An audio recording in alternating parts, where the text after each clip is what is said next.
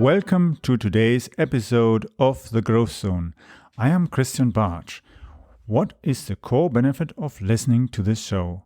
Business leaders in corporate and privately held companies gain insights into trends and strategies that provide them with a competitive advantage in the marketplace.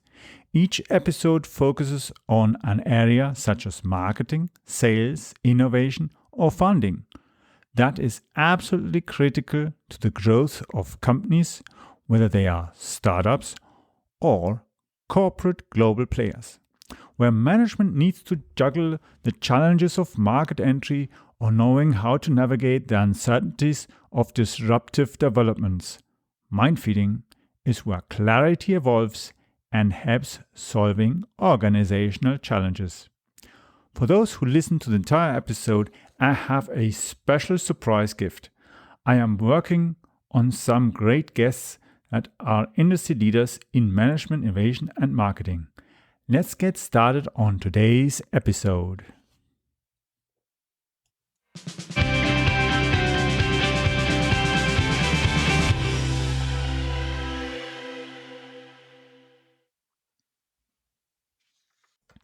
Today I've got with me Jeroen, and he is the co-founder and CEO of Salesflare, an intelligent CRM built for SMBs selling B2B, mostly popular with agencies and fast-growing startup companies. Salesflare itself was founded when Jeroen and his co-founder Lieven wanted to manage the leads for their software company in an easier way. They didn't like to keep track of their leads manually and built Salesflare, which pulls customer data together automatically and then actively helps you to follow up. It's now the most popular CRM on Product Hunt and top rated on review platforms like G2 for its ease of use and automation features. So before we go further, let's get Jeroen on our show.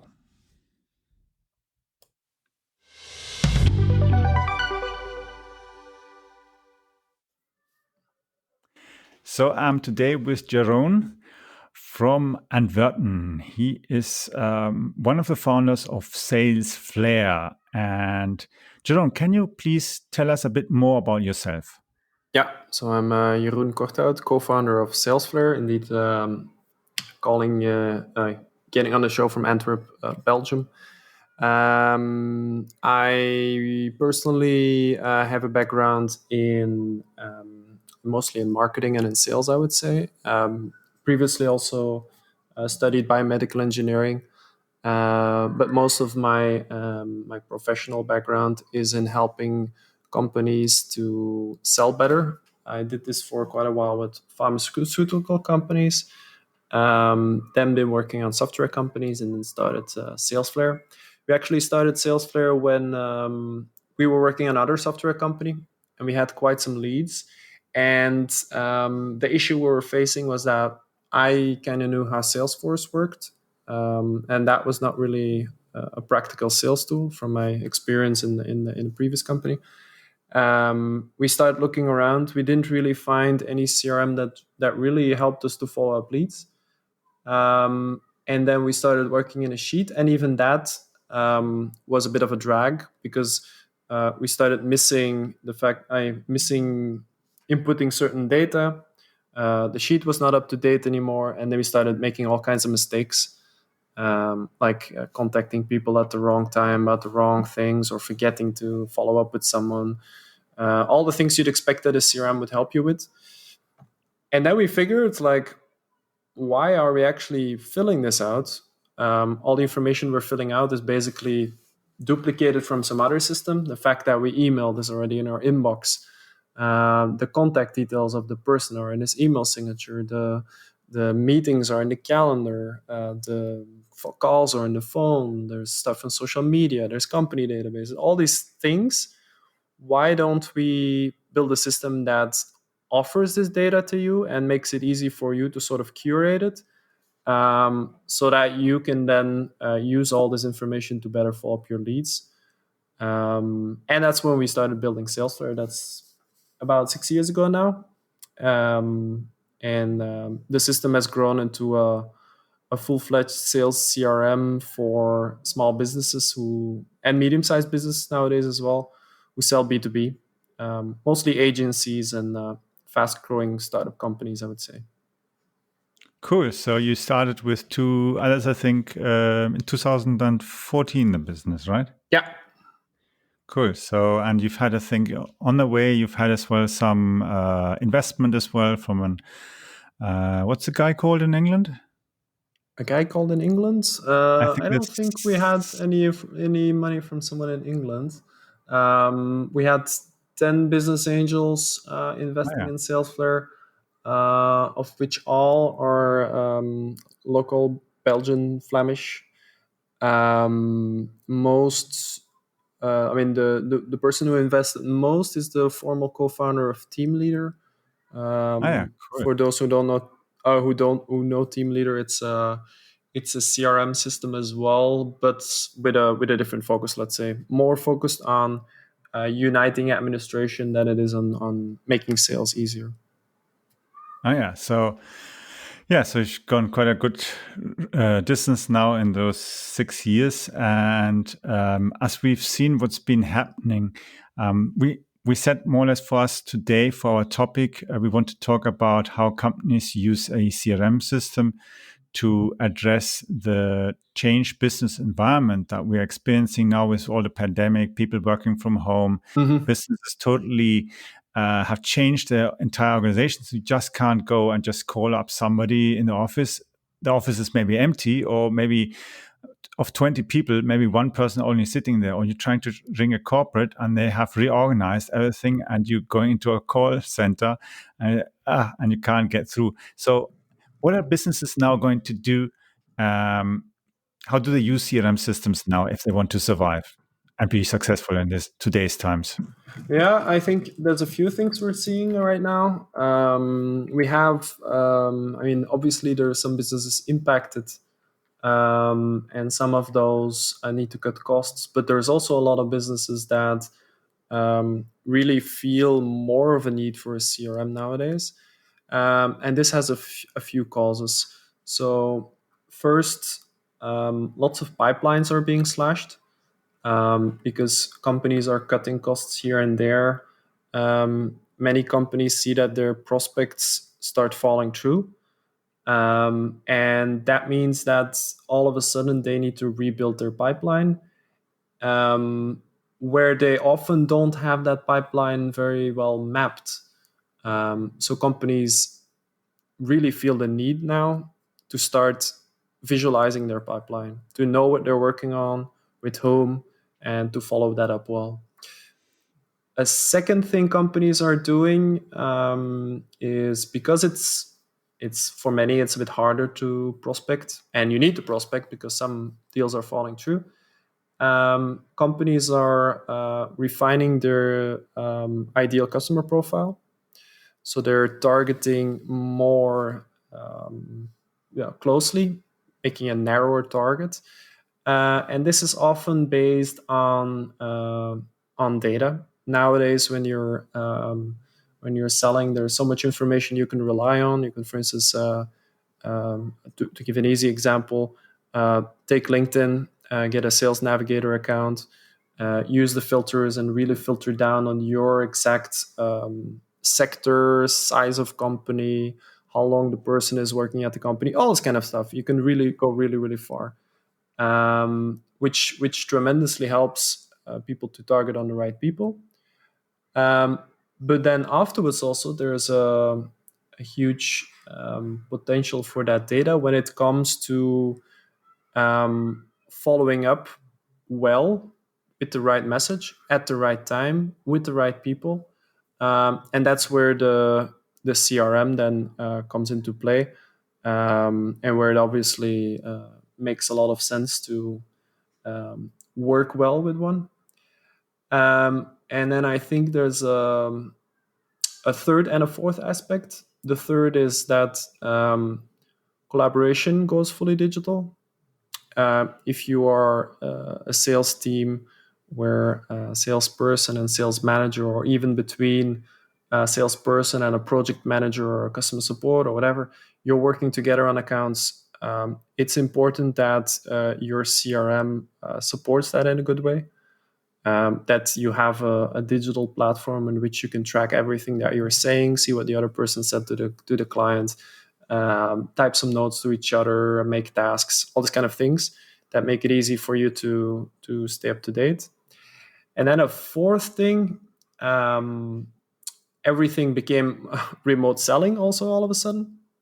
So it's not you being distanced from your colleagues, it's you being distant from the prospect. There's always, let's say, 2 screens in between you and your prospect, which makes it a bit harder to connect with the prospect because they're safely hiding away from you, which means that it's good to start using things like email tracking and web tracking and all that in a better way to make sure that you know when they're actually interacting with your emails, clicking on things, going to your site. So I have a better view of the sales process, even though it became more distant. But then in general, also the potential for using data in there, because the whole process becomes more digital, also dramatically increases, and you can make your sales process more efficient, even despite the little loss in efficacy, because you are becoming less personable in your conversations. Let's say it's a bit more difficult to relate. So you try to compensate the efficiency that you lose because it's also impersonal then, because we're sending just emails, messages, chats, and so on. Yeah, that's true, because even then you still somehow need, even if it's just internally, a certain amount of communication you can do with messages and voice messages. But if you then actually have a proper real conversation like we are having now, it's quite a different level human wise than if it's just something in some kind of form just being sent back and forth. Yeah, definitely. Emails is I mean, everybody will keep emailing, but I would I would try to get on video calls where possible. Turn on the video. It's the closest you can get to a live meeting. Be extra personable in that video. You can be informal. You don't need to wear a suit when you're working from home. Some stuff might happen, like my dog might start barking or whatever. Or if you have kids at home, they might come by. And um, uh, um, so yeah, definitely turn on the video. That's something. But also make a bit more effort to use your tone of voice, to use a bit of body language, because all that you can at least transfer to the screen is helpful. And instead of emailing, I would try to use chat a bit more. Um, a lot of people, and especially in B2B sales, chat on LinkedIn with prospects. A lot of other people use WhatsApp, for instance, and start building a connection there, or Facebook Messenger even. Depends a bit on the market you're in.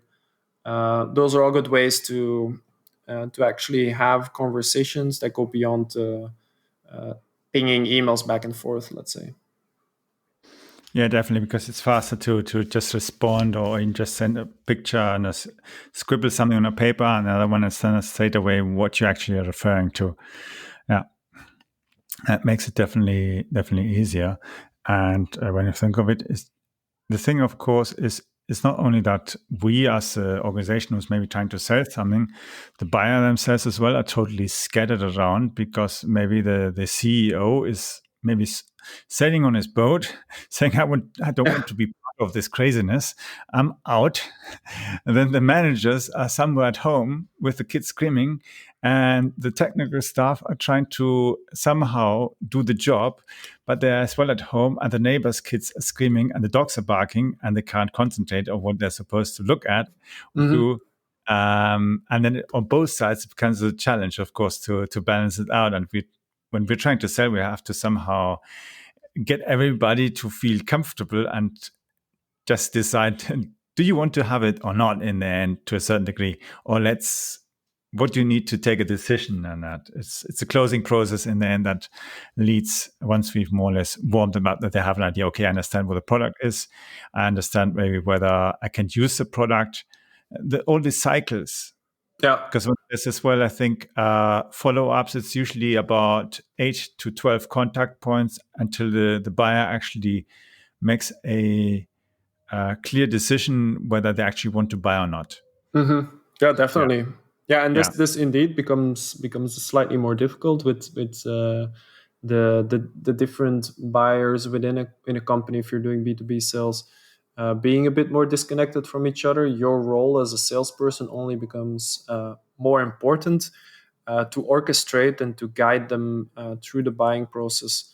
It's always been your role, but it becomes more important to do it well, to track very well what you've been discussing with who you still need to contact, to make sure all people are aligned on a decision.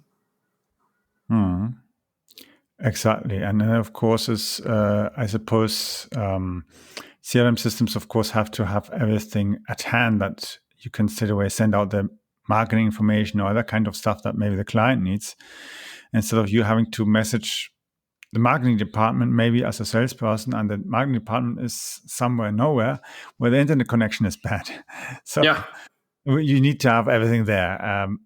How do you see it? How can actually marketing and sales support each other using a CRM system that is more up to what today is expected of us?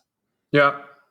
I think the key in there is that, and what's failing in most companies is that salespeople actually input the necessary information in the CRM. For a marketing department, it's not too hard. They pull a list or they have forums on the side or whatever. The information comes in there and it's easily trackable. There's also a lot of marketing tools out there that can do all kinds of stuff for you. But for a sales team, in many cases, it still relies a lot on manual data inputs. So it relies on the discipline of salespeople.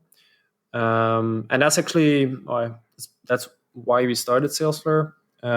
We found that it requires too much discipline in most CRM systems to keep it up to date. It requires actually too much work, and you don't get enough in return. What I mean, like the input is you inputting a whole lot of data and putting your time and energy in that. Uh, and then in return, you don't get a whole lot back in terms of help to actually sell better, to follow up at the right times with the right messages and all that. So that's what the problem we focus on as a company. Is trying to make the salesperson give the salesperson a tool um, that more works for them rather than them having to put a lot of work in the tool. Let's say. Awesome. So the customers that you have that use Salesflare, are they mostly in the B2B market, or are they as well B2C, B2 government? What do they look like? Almost all B2B. Our system is a B2B sales CRM. We Mhm. have some companies using it to address governments for sure. We do have some that use it for B2C as well, although we don't really encourage that.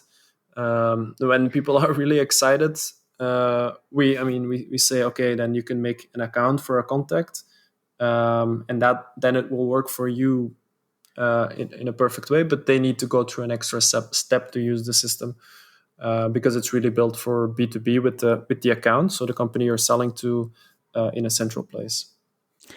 Yeah, and I think as well it's much more important because you have a totally different approach in a B2B environment than you have to a consumer. And Yeah, it's not just as well about the amount of money that they're maybe spending. Of course, it's a difference if someone is buying a watch or buying a sports equipment or they're buying a house. Yes, there are different price of levels, but in the B2B environment where you have these things, these kind of systems, it's usually something like 1,000 euros to $250,000, $1 million, whatever it might be.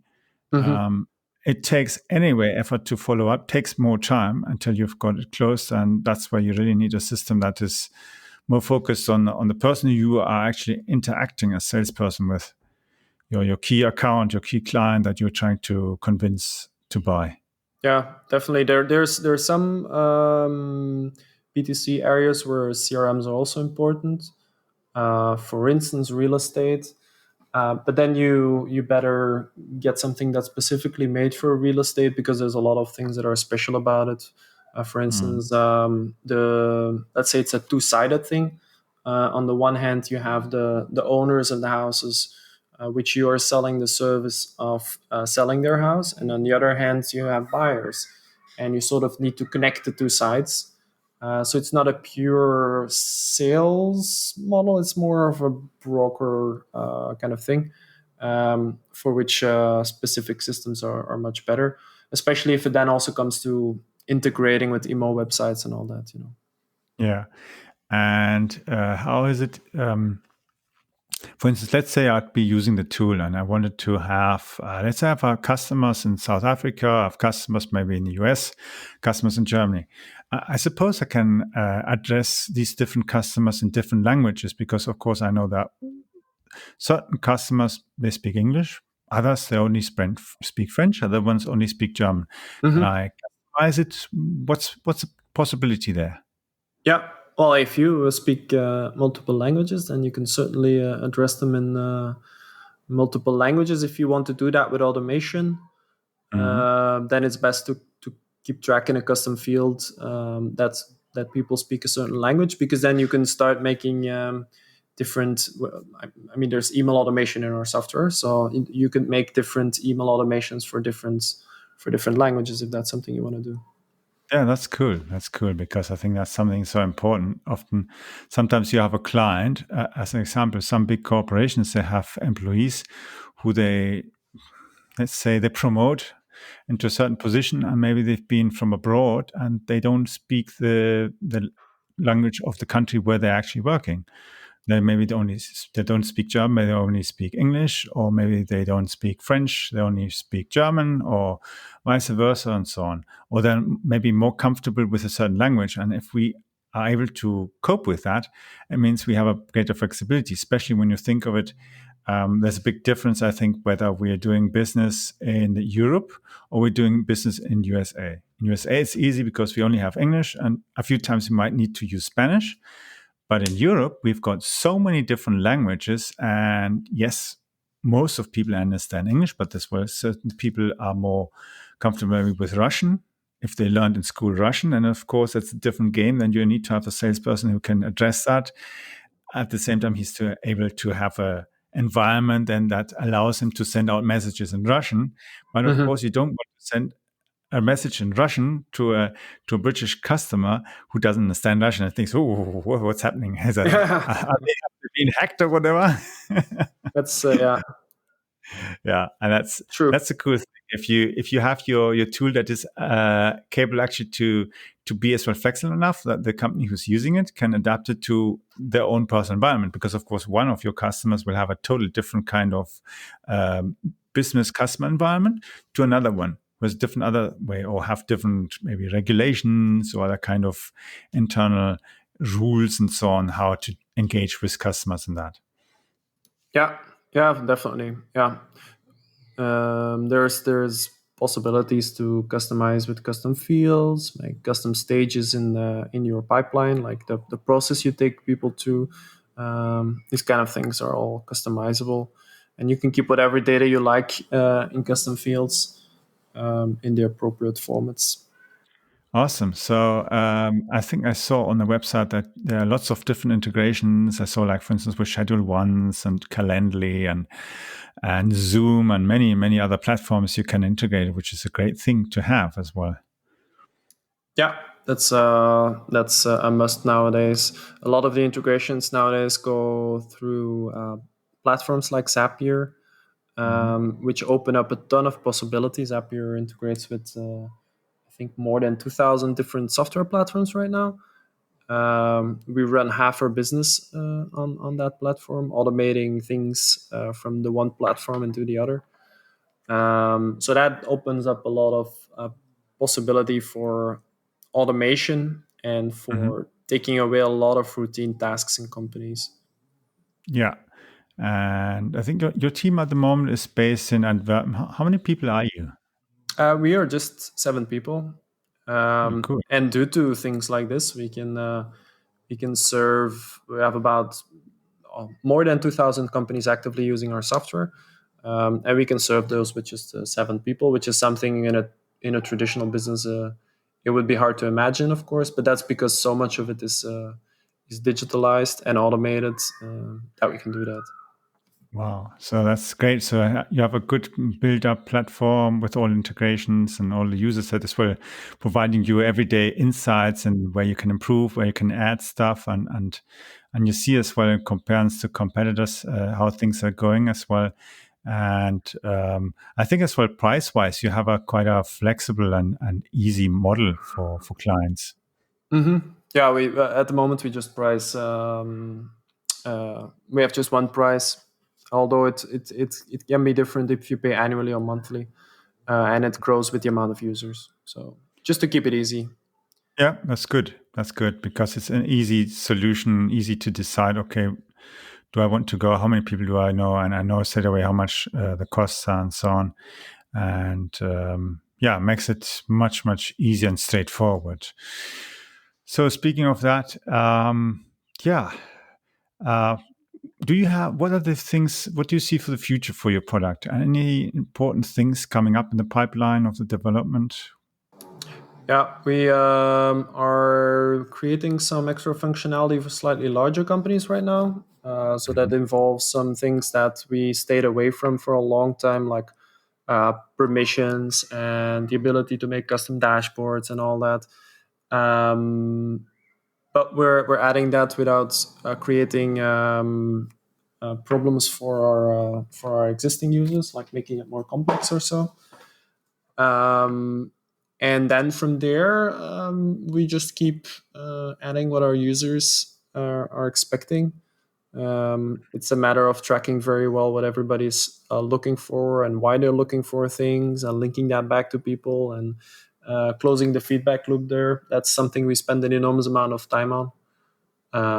So Wow, that's good. So your platform is, I think, you're using a cloud platform, I suppose, like Azure or AWS and so on to for the operating of the system, right? the hosting of Salesflare is on Google Clouds. Yeah. On Google Cloud. Ah, yeah. So because I think as well with Google Cloud, you can decide as well in which locations you have the data and so on. Mm-hmm. Uh, yeah, Yeah. because it's a thing what many companies now have become sensitive and trying to think how what do you, and that's a big advantage since you're based in the European Union. It's much easier, especially for Definitely. you. And I think one big advantage you've got, most companies in Europe, of course, want to have support during the day. Not maybe at a crazy time when everybody already is at home and you want to have the problem solved. And that's one big advantage of being here inside your key market. Mm-hmm. Our key market is actually the US, but we have a good amount of overlap with the US, and we adjust our hours slightly to make sure that we can serve these people well, and we're able to answer most questions either immediately or maximum after, let's Mhm. say maximum after 10 hours max or so. Wow, that's good. That's good. So it was great having you here on the show, Jeroen. And yeah, I'm sure we'll see sometime in the future as well and have another episode together and see what's new coming up. And yeah, how we can both help customers and companies progress in their business activities. Sounds good. Thank you for having me.